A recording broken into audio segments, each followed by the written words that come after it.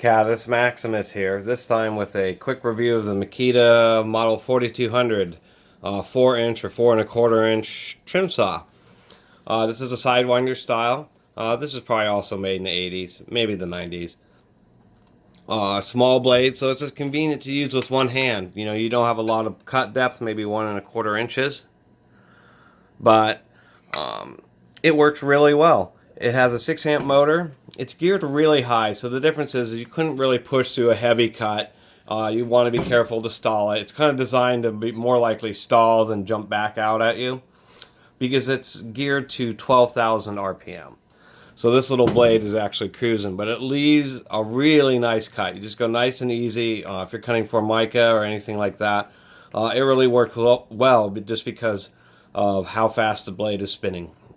It does have a steel base plate.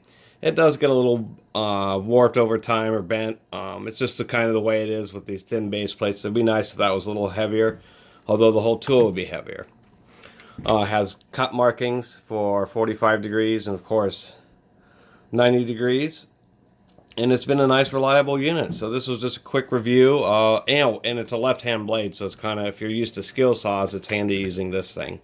And it's great for cutting thin material or brittle material just because of the blade spinning so fast. And I believe they make a model like this or even the same one today. So anyway, that's just a quick review.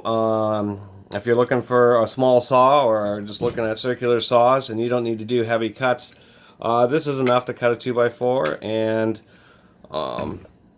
it's just a little safer and easier and lighter weight to work with. And if you ever have to cut like a panel out on the side of a house or something like that, these smaller saws are the way to go because they're not so heavy and don't have such a high likelihood of jumping out at you.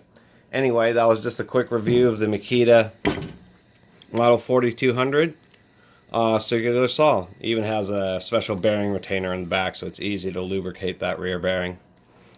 Okay, thanks for watching. See you soon.